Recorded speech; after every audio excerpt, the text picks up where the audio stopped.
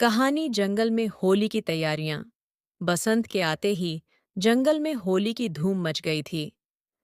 तोते, बंदर, हाथी, हिरण, खरगोश सब अपनी अपनी तैयारियों में जुटे थे। हर कोई होली के लिए रंग और गुलाल इकट्ठा कर रहा था।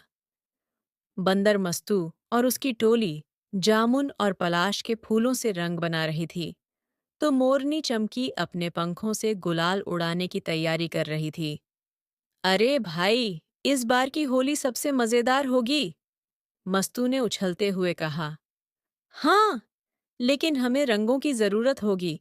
देखते हैं कि भालू भोलू के पास क्या क्या रंग है, तोते टीटू ने कहा। भालू भोलू ने बड़ी मेहनत से रंग बनाए थे। जंगल का हर प्राणी होली के लिए उत्साहित था, लेकिन किसी को पता नहीं था कि इस बार जंगल में कुछ अजीब होने वाला है। होली से 2 दिन पहले ही अजीब घटनाएं शुरू हो गईं। पहली घटना, खरगोश चीकू और उसकी टोली ने रात में गुलाल तैयार किया, लेकिन सुबह उठकर देखा तो पूरा गुलाल गायब था। दूसरी घटना, बंदर मस्तू ने पेड़ पर रंगों की बाल्टियां रखी थीं, लेकिन सुबह तक वे खाली हो चुकी थीं। तीसरी घटना, मोरनी चमकी के गुलाबी और हरे रंग भी अचानक गायब हो गए। ये जरूर किसी की चाल है, शेर सिंह ने गुस्से से गरजते हुए कहा। पर कौन? जंगल में ऐसा कौन करेगा? मस्तू ने हैरान होकर पूछा। टीटू तोते ने बताया कि उसने रात में झाड़ियों के पास कुछ हलचल देखी थी। वहां 3 गीदड़, गप्पू, झप्पू और ठप्पू कुछ छिपा रहे थे। गप्पू, झप्पू और ठप्पू जंगल के सबसे चालाक गीदड़ थे। वे हमेशा दूसरों की चीजें चुराकर अपना फायदा उठाते थे। इस बार उन्होंने होली के रंग चुराने की योजना बनाई थी, ताकि वे अकेले मजे से रंग खेल सकें। अगर सारे रंग हमारे पास होंगे तो हम जंगल के राजा बन जाएंगे, गप्पू ने कहा। हाँ, और जब सब हताश हो जाएंगे तो हम अपने पास के रंग देकर बदले में फल और शहद ले सकते हैं, झप्पू ने चालाकी से कहा। बिल्कुल सही। तो चलो, बाकी बचे रंग भी चुरा लेते हैं, ठप्पू ने कहा। वे रात के अंधेरे में रंग चुराकर अपने गुप्त ठिकाने पर छिपा रहे थे, लेकिन वे नहीं जानते थे कि उनकी चालाकी ज्यादा देर नहीं चलेगी।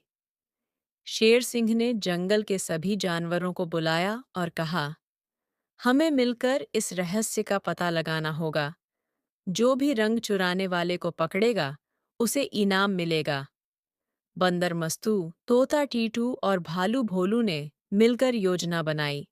हमें चोर को पकड़ने के लिए नकली रंग बनाने होंगे, भोलू ने कहा।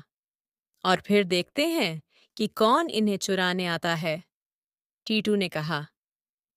उस रात जानवरों ने नकली रंग एक गड्ढे में रख दिए और पेड़ों के पीछे छिपकर इंतजार करने लगे। आधी रात को गप्पू, झप्पू और ठप्पू वहां आए और रंग चुराने लगे।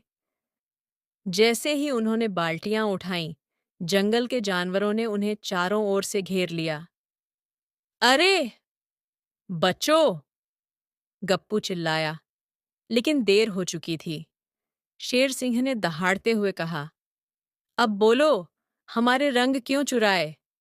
गप्पू ने डरते डरते कहा, हम तो बस मजे के लिए। हमें लगा कि हम होली के राजा बन सकते हैं, झप्पू ने सफाई दी। और हम ही जंगल में रंग बेचेंगे, ठप्पू ने कहा। शेर सिंह ने गुस्सा किया, चिल्लाया और फिर समझते हुए बोला, होली रंगों का त्योहार है। इसमें चोरी छपाटी नहीं, बल्कि खुशी और प्रेम होना चाहिए। गप्पू, झप्पू और ठप्पू को अपनी गलती का एहसास हुआ। उन्होंने सब जानवरों से माफी मांगी और रंग वापस कर दिए।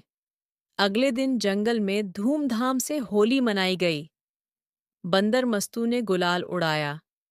मोरनी चमकी ने अपने पंखों से रंग बिखेरा। भालू भोलू ने सबको मिठाइयां बांटी। शेर सिंह ने घोषणा की, अब से हर साल हम मिलकर होली मनाएंगे। गप्पू, झप्पू और ठप्पू ने भी होली में हिस्सा लिया और वे भी अब अच्छे बन गए।